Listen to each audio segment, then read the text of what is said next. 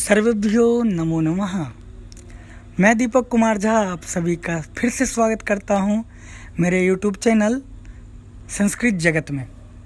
आज मैं आप लोगों के सामने उपस्थित हुआ हूं द्वंद्व समास को लेकर। द्वंद्व समास, जैसा कि आप लोग जानते हैं कि 10वीं परीक्षा की तैयारी के लिए द्वंद्व समास का पढ़ना बहुत ज़रूरी है और द्वंद्व समास से संबंधित भी प्रश्न आते हैं। तो द्वंद्व समास में इतरेतर द्वंद्व को हमें पढ़ना है, लेकिन इतरेतर द्वंद्व के अलावा एक और समाहार द्वंद्व भी है और एक पदी लोप द्वंद्व भी है, तो उसको भी हम लोग पढ़ेंगे। सबसे पहले हम आते हैं द्वंद्व समास की परिभाषा। द्वंद्व समास किसको कहें, द्वंद्व समास क्या है? तो द्वंद्व समास को यदि हम जानेंगे तो हम कह सकते हैं द्वंद्व समास की परिभाषा सर्वपद प्रधान द्वंद्व समास, यानी कि जस्मिन् समासे सर्वानां पदानां प्रधानता भवति सः एव द्वंद्व समासः भवति। यानी कि जिस समास में सभी पदों की प्रधानता हो उसे हम द्वंद्व समास कहते हैं। जस्मिन् समासे सर्वेषां पदानां क्रियया सह संबंधः भवति। प्रधानता इत्युक्ते किम, प्रधानता कैसे समझे कि प्रधानता है? प्रधानता इत्युक्ते क्रियया सह संबंधः। प्रधानता मतलब क्रिया से संबंध। जिस भी पद का क्रिया से संबंध होगा वो प्रधान होगा। ठीक है, तो ये हम कह सकते हैं कि वाक्य में जिस समास में सभी पदों का क्रिया से संबंध हो उसे हम द्वंद्व समास कहते हैं। जैसे एक उदाहरण लेते हैं, राम कृष्णौ। एक पद है राम कृष्णौ, राम और कृष्ण, राम च कृष्ण च राम कृष्णौ। अब जब हम इसका वाक्य में प्रयोग करते हैं तो क्या आता है? राम कृष्णौ गच्छतः, राम कृष्णौ गच्छतः। राम और कृष्ण जाते हैं। यहाँ देखिए प्रविशतः, यहाँ पे एक और उदाहरण दिया है प्रविशतः, यानी कि राम और कृष्ण प्रवेश करते हैं। राम और कृष्ण प्रवेश करते हैं। तो रामा च कृष्ण च प्रविशतः, राम और कृष्ण दोनों प्रवेश करते हैं ना। राम भी प्रवेश करते हैं और कृष्ण भी प्रवेश करते हैं। तो यहाँ पे वाक्य में क्या है? दोनों पद प्रधान हैं, दोनों पदों की प्रधानता है। तो इसलिए हम कह सकते हैं कि इस वाक्य में दोनों पदों की प्रधानता है, अतः ये द्वंद्व समास है। क्योंकि क्रिया से तो दोनों का संबंध है। राम भी जाता है और कृष्ण भी जाता है। राम च कृष्ण च गच्छतः, रामः च कृष्ण च गच्छतः, रामः अपि गच्छति कृष्ण अपि गच्छति। राम भी जाता है और कृष्ण भी जाता है, तो क्रिया से यहाँ दोनों का संबंध है। जहाँ जैसे यहाँ पे लिखा गया है राम कृष्णो प्रविशतः, मतलब रामः च कृष्ण च प्रविशतः, राम कृष्ण च प्रविशतः, रामः प्रविशतः कृष्ण अपि प्रविशतः। राम जाता है, राम प्रवेश करता है, रामः प्रविशति, राम प्रवेश करता है, कृष्ण अपि प्रविशति, कृष्ण भी प्रवेश करता है। तो राम और कृष्ण दोनों का क्रिया से संबंध है। इसलिए हम यहाँ ये कह सकते हैं कि इस वाक्य में जो राम कृष्णो है पद, ये द्वंद्व समास का है। ठीक है, इसके बाद है द्वंद्व का मतलब क्या है? द्वंद्व इत्युक्ते किम? द्वंद्व इत्युक्ते समूह। यथा अत्र लिखितम अस्ति, जैसा यहाँ लिखा गया है। द्वंद्व इत्युक्ते समूह, समूह। केषां समूह, कस्य समूह, किसका समूह? तो अनेकेषां सुबंत पदानां, अनेक सुबंत पदों का समूह। सुबंत पद इत्युक्ते किम? शब्द रूपानि, शब्द रूपों का समूह, बहुत सारे शब्द रूपों का समूह। जैसे हम तृतीया विभक्ति की ही बात करते हैं। रामेण कृष्णेन श्यामेन च, रामेण कृष्णेन श्यामेन च। तो हम क्या करते हैं, यहाँ पे राम और कृष्ण को गौण कर देते हैं, विभक्तियों को इन दोनों की। तो राम कृष्ण सीधा जोड़ देते हैं, और फिर जो है श्याम जो है इसमें हम बहुवचन का प्रयोग करते हैं। चूंकि यहाँ तीनों में तृतीया विभक्ति है तो तृतीया विभक्ति का बहुवचन लग जाएगा श्यामहि, राम कृष्ण श्यामहि। ऐसा शब्द रूप, ऐसा एक शब्द का निर्माण होता है, ऐसा एक पद का निर्माण होता है। तो यहाँ क्या हुआ, रामेण कृष्णेन श्यामेन, यहाँ तीन तीन सुबंध पद है और तीनों सुबंध पद का समूह बना एक। मीन्स जहां पे कई सारे शब्दों का समूह बने उसे हम द्वंद्व समास कहते हैं। उसके आगे आते हैं द्वंद्व समास के भेद। हमने द्वंद्व समास को दो भागों में बांटा, जिसमें पहला भाग है इतरेतर द्वंद्व और दूसरा भाग है समाहार द्वंद्व। इसके अलावा भी एक और द्वंद्व है जो कि इतरेतर का ही एक भाग है। इतरेतर द्वंद्व करने के बाद की जो एक प्रक्रिया है उसमें, जिसमें एक पद का लोप हो जाता है, एक पद लोपी द्वंद्व कहते हैं इसको। उसके बारे में हम बाद में बात करेंगे, पहले इन दोनों पे चर्चा करते हैं। इतरेतर द्वंद्व को भी हमने दो भागों में बांटा। पहला है द्विपद द्वंद्व, दूसरा बहुपद द्वंद्व। इतरेतर द्वंद्व जो है इसमें चार्थे द्वंद्व, चौ अर्थ में द्वंद्व का प्रयोग होता है। सूत्र है एक, चार्थे द्वंद्व मतलब द्वंद्व समास में चौ का प्रयोग होता है, चौ लग जाता है। जैसे रामः च कृष्णः च रामकृष्णौ, ईशः च कृष्णः च ईशकृष्णौ। ठीक है, तो जहाँ पे सामान्य द्वंद्व होता है उसको हम इतरेतर द्वंद्व के नाम से जानते हैं। यानी कि इतरेतर द्वंद्व में चार्थे द्वंद्व का हम प्रयोग करते हैं, चौ के योग में हम इतरेतर द्वंद्व का प्रयोग करते हैं। इसको हमने दो भागों में बांटा। और एक चीज़ जो सबसे ज़रूरी है जानने योग्य बात वो ये है कि इतरेतर द्वंद्व में जितने पद होंगे, यदि दो पद हैं तो द्विवचन का प्रयोग होगा, और दो से अधिक पद हैं तो बहुवचन का प्रयोग होगा। ठीक है, तो इतरेतर द्वंद्व वो होता है जिसमें पदों के अनुसार विभक्तियों का प्रयोग हो। जिस भी समास में पदों के अनुसार विभक्तियों का प्रयोग होता है उसे हम इतरेतर द्वंद्व समास के नाम से जानते हैं। जिस द्वंद्व समास में पदों के अनुसार जितने पद हैं उतनी विभक्तियों का प्रयोग हो, उस विभक्तियों का प्रयोग हो, उस समास को हम इतरेतर द्वंद्व समास के नाम से जानेंगे। इसके अलावे हैं इतरेतर द्वंद्व समास को जो हम दो भागों में बांटते हैं, जिसमें पहला भाग है द्विपद द्वंद्व और दूसरा भाग है बहुपद द्वंद्व। तो जैसा कि हमने जाना कि पदों के हिसाब से, तो जहां दो पदों का समास होगा, दो पदों का समूह बनेगा, उसको हम द्विपद समास कहेंगे, और ये हमेशा द्विवचन में रहेगा। जैसे ईशः च कृष्ण च ईश कृष्णौ, द्विवचन में है, दो पद हैं, एक ईश और एक कृष्ण।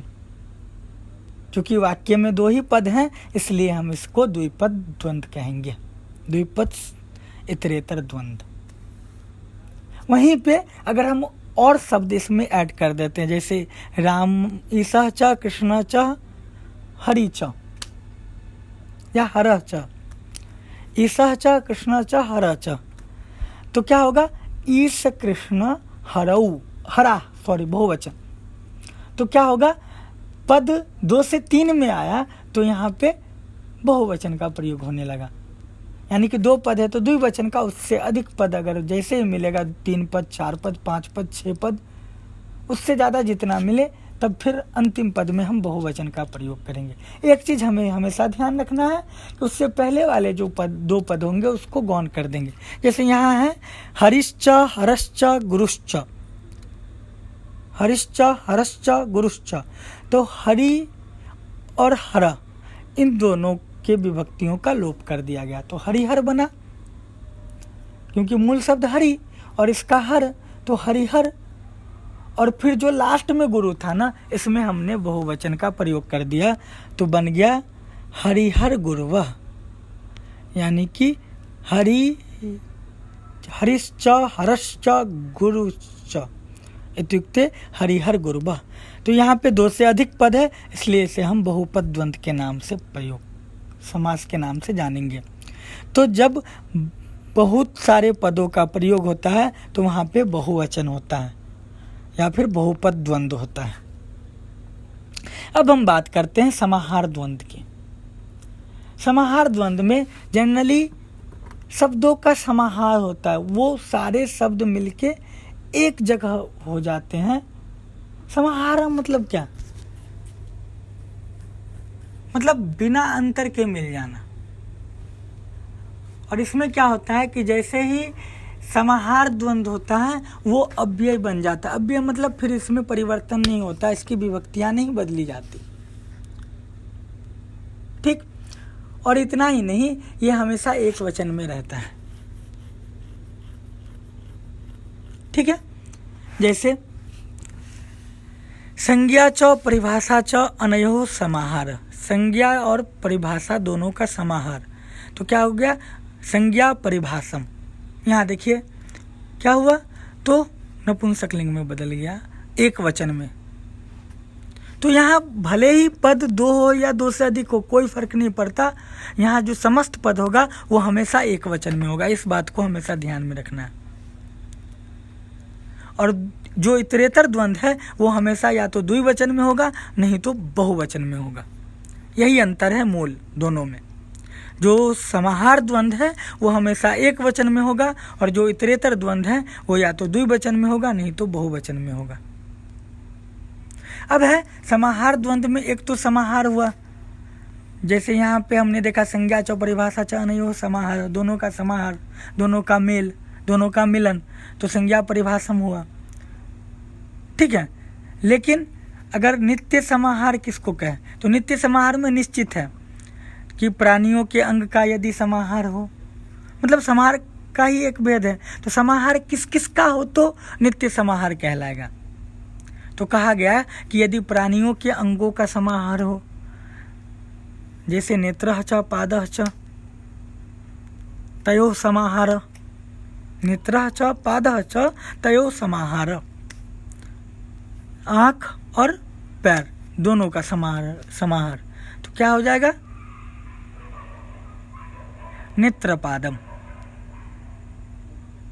उसके अलावा है तुर्यंगाना,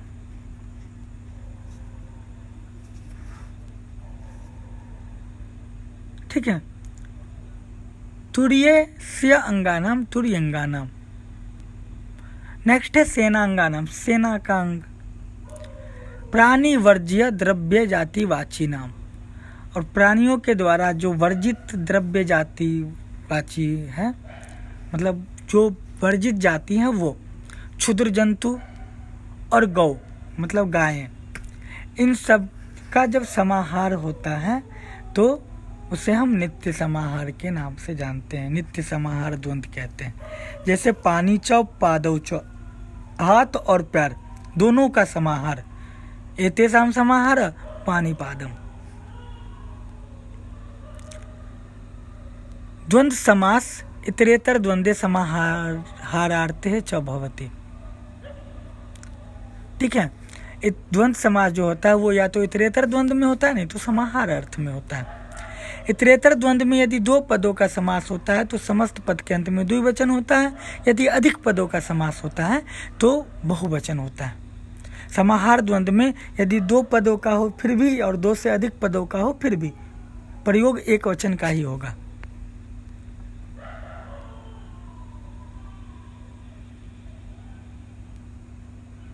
अब देखिए जैसे कुछ उदाहरण है कि ग्रीष्म च बसंत च शिशिर च, तो यहाँ अधिक पद हैं तो बहुवचन में हो जाएगा ग्रीष्म बसंत शिशिरा।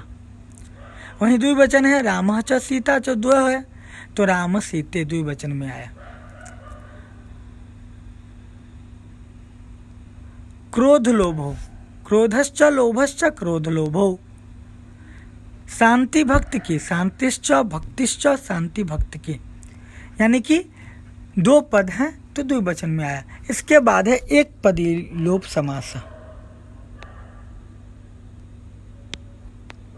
ध्यान दीजिएगा, एक पदी लोप समास।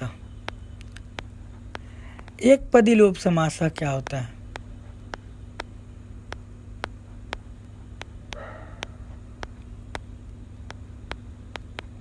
जनरली एक पदी लोप में होता क्या है? तो जब युगल का समास हो, युगल अर्थात जोड़ों का, युगल जोड़ों का समास हो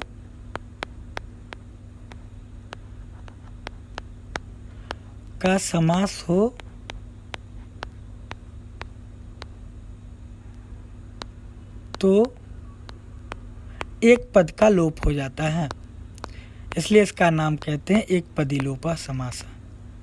एक पद का लोप हो जाता है।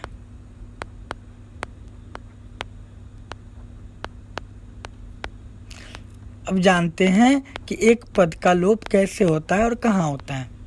जैसे देखिए, माता च पिता च, ये दोनों युगल हैं, जोड़े हैं।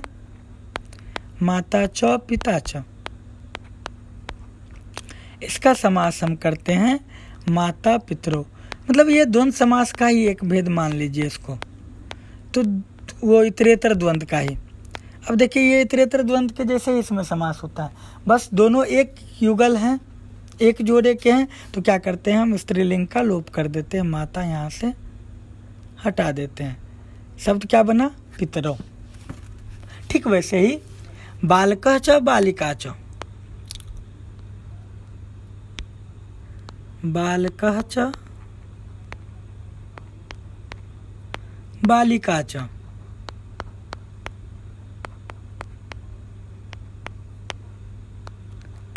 इसका समास हम करते हैं बालिका बालकौ, बालिका बालकौ। अब समास करने के बाद हम क्या करते हैं, जो स्त्रीलिंग है उसका लोप कर देते हैं बालिका का, बच क्या जाता है? बालको, यानी कि बालकः च बालिका च इत्युक्ते बालकौ। ठीक है, तो द्वंद्व समास में इतना ही। धन्यवाद।